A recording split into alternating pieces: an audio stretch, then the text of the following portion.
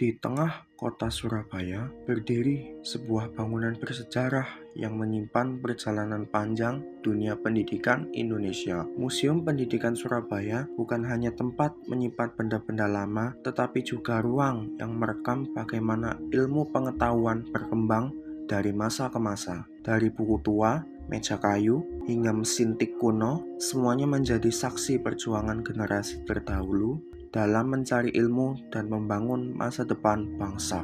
Jauh sebelum sekolah modern hadir, pendidikan sudah hidup di tengah masyarakat Nusantara. Pengetahuan diwariskan secara lisan dari generasi ke generasi. Orang tua mengajarkan nilai kehidupan, sementara tokoh agama dan para empu membagikan ilmu pengetahuan serta keterampilan. Ketika tulisan mulai dikenal, daun lontar menjadi media penting untuk menyimpan ilmu dan sejarah kehidupan masyarakat pada masa itu. Memasuki masa kolonial, sistem pendidikan mulai berubah dengan hadirnya sekolah-sekolah formal milik Belanda. Namun, pada saat itu, pendidikan belum bisa dinikmati semua kalangan. Hanya sebagian masyarakat yang mendapat kesempatan untuk belajar. Meski begitu, pendidikan menjadi awal tumbuhnya kesadaran bangsa Indonesia tentang pentingnya ilmu pengetahuan dan kemerdekaan. Di era modern saat ini, pendidikan berkembang sangat pesat seiring kemajuan teknologi digital. Proses belajar tidak lagi terbatas di dalam ruang kelas, tapi juga dapat dilakukan melalui perangkat digital, internet, dan berbagai platform pembelajaran. Di balik kemajuan ini, Museum Pendidikan Surabaya mengingatkan kita bahwa semua perkembangan tersebut merupakan hasil dari perjalanan panjang sejarah pendidikan yang penuh perjuangan. Bisa saya berbicara dengan siapa ini dan sebagai apa di Museum Pendidikan? Perkenalkan, nama saya Nanda, saya salah satu staf dari Museum Pendidikan Surabaya. Baik Kak Nanda, saya akan menanyakan beberapa pertanyaan terkait Museum Pendidikan. Pertanyaan yang pertama, bagaimana sih awal mula berdirinya Museum Pendidikan Surabaya? Oke, jadi untuk Museum Pendidikan Surabaya ini sendiri, kita sudah berdiri mulai tahun 2019, lebih tepatnya tanggal 25 November 2019, yang memang bertepatan dengan Hari Guru Nasional. Nah, jadi untuk gedungnya ini sendiri dulunya adalah bekas dari Sekolah Taman Siswa Surabaya, yaitu cabang dari Sekolah Taman Siswa Yogyakarta, yang merupakan salah satu sekolah pertama yang didirikan oleh Bapak Pendidikan Indonesia, yaitu Bapak Ki Hajar Dewantara, yang di sana itu di Yogyakarta itu mulai berdiri tahun 1920-an.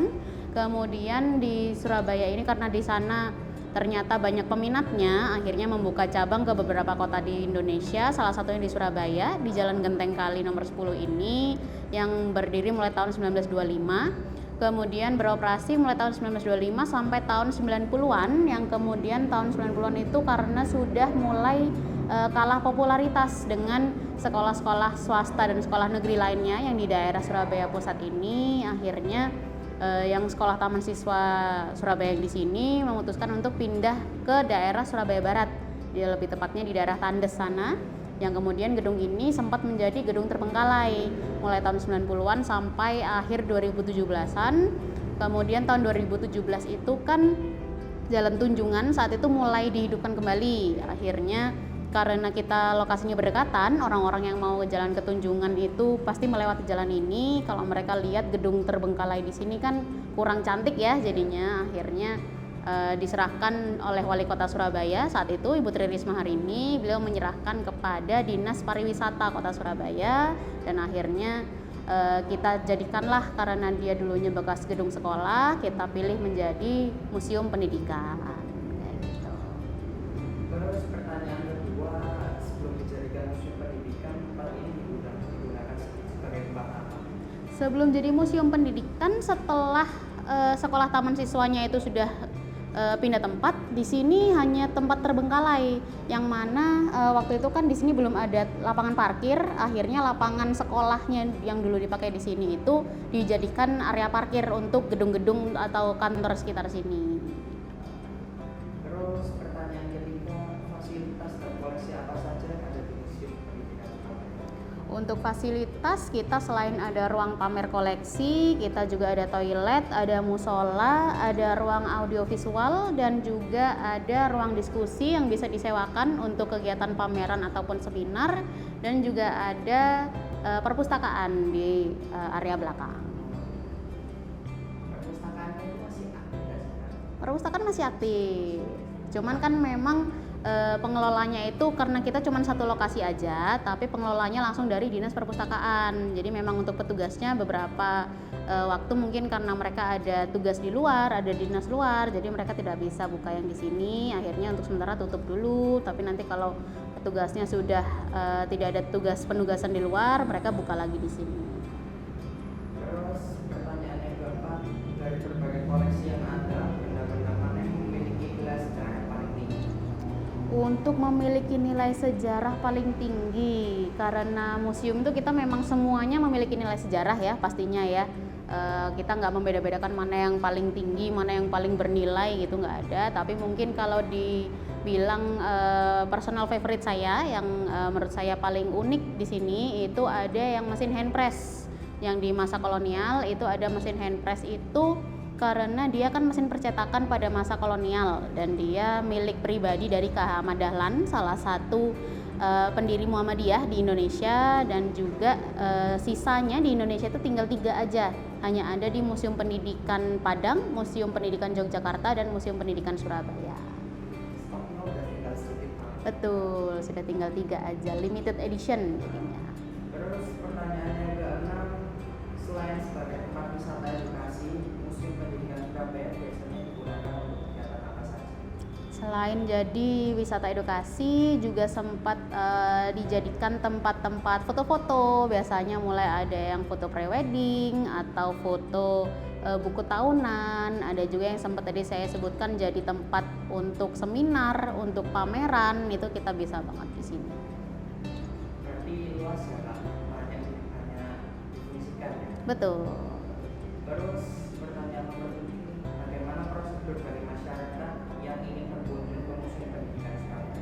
Untuk berkunjung ke Museum Pendidikan Surabaya, tinggal registrasi tiket aja melalui tiketwisata.surabaya.go.id.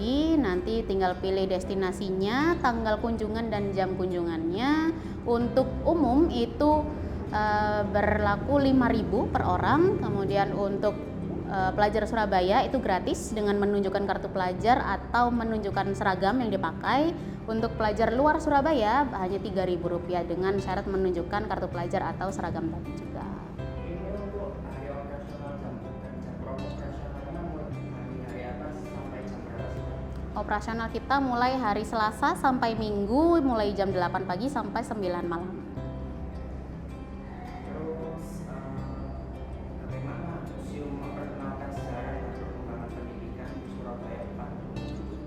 Di Museum Pendidikan ini kita perkenalkan sejarah perkembangan pendidikan di Indonesia menggunakan koleksi, narasi, dan juga caption yang kita sediakan supaya masyarakat bisa melihat bagaimana perkembangan pendidikan dari masa ke masa yang kita sudah bagi menjadi 4 lini masa.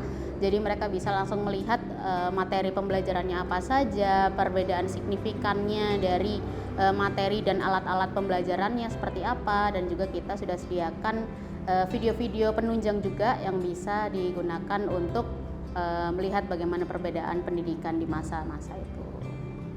Terus yang ke-9, pesan apa yang ingin disampaikan kepada para pengunjung Museum Pendidikan Surabaya? Pesan-pesannya mungkin lebih ke tetap semangat untuk mengejar pendidikan. Dengan adanya teknologi yang lebih mutakhir sekarang, tidak berarti kita harus berhenti belajar, karena belajar itu, pendidikan itu selalu berkembang setiap tahunnya, setiap masanya.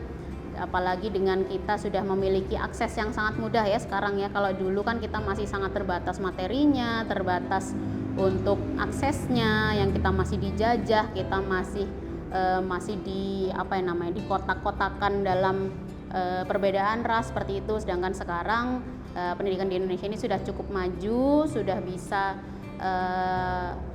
bisa diakses semua orang tanpa harus sekolah pun sekarang sudah bisa mendapatkan pendidikan. Semoga dengan berkunjung ke Museum Pendidikan ini bisa lebih bersyukur lagi karena akses pendidikan sudah sangat dimudahkan.